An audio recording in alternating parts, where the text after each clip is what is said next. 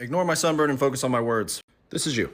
You are conscious. That means you understand that you exist and that other things exist too. But what is consciousness really, and how can we think about it in a way that's useful? Let's say this box represents the entirety of the universe. All space and time is in this box. In reality, this area is infinite, but for the sake of this metaphor, let's pretend that it's contained within this box. And this dot represents the light of consciousness. When something goes from unknown to known, it is brought to light, so to speak, and becomes encompassed within the light of consciousness or awareness, if you will. Sidebar, this is why we represent people having ideas by putting a light bulb over their head. Now, over time, we learn more things and the totality of our awareness grows. But in reality, the light doesn't grow evenly and proportionately in a perfect circle. In reality, we all make our own tiny microscopic contributions to the greater collective source of human consciousness. So it kind of looks like this. As individuals, we occupy different spots in the conceptual landscape here, which is why we're able to connect with some people more than others. Humans are essentially psychological herd animals. We move in a pack. When someone's consciousness strays too far from the pack, we perceive that person to be crazy. Kanye, for example, is like way the fuck out here.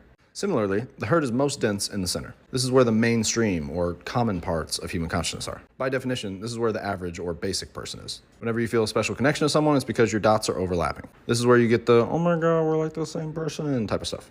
So how is this useful? If you can think about consciousness in a way that is spatial, it unlocks a lot of unique insights.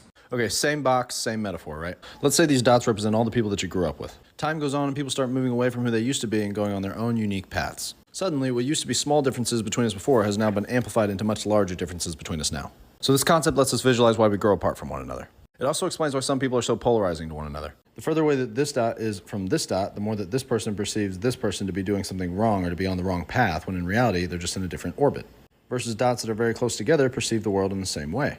This concept also helps us visualize greatness. Remember these? Here's Michael Jordan, and here is the toughest fighter in a small town. This is what it means to be the big fish in a little pond versus the big fish in an ocean. There are way more people trying to be the best basketball player than trying to be the best fighter in a small town. Oh, and here's Hitler. Hitler wasn't great, Brosy. Hey, greatness is a quantitative measure, not qualitative. Remember, this is about making things spatial, so it's important that I pointed that out to you. Moving on. This model also helps us understand artists, entrepreneurs, and creators of any sort. They're basically the perimeter of the herd because by definition, they're doing something that has never been done before. Anyone who creates something from nothing is basically engaged in the act of converting the unknown into the known. They're the ones that convert the darkness into light. No wonder these people are aliens. Remember how we get all warm and fuzzy whenever our circles overlap with someone else's? Because it's as if your consciousness is overlapped and you become connected, sort of tethered to the other person? Well, no wonder some creatives seem so damaged and disconnected from other people. They're literally on the front lines of darkness. This person sees familiarity in 360 degrees all around them. But this person only sees some familiarity, and then the rest is all darkness. Now let's take it up a notch. The most helpful part of this concept is that it lets us view our shortcomings through a different lens. Props to you for watching this long, by the way. Your attention's valuable, and I appreciate you giving it to me. But anyways, this concept lets us view most of our shortcomings as probabilistic outcomes instead of deterministic outcomes. So let's say someone starts here and they start wandering around, going through their journey through life. For comparison, this is what David Goggins does. But if you're the average person, you're going to change directions, go in reverse, and explore different trajectories. So someone might start moving around and wind up in a desirable place like charisma. Or they might accidentally stumble into the cringe zone. The point is that if we reframe that which is undesirable as danger zones on a map, we stop beating ourselves up over the fact that we ever arrived in these zones. A deterministic outcome means that my outcome was 100% determined by my actions. There was no variance or probability to it.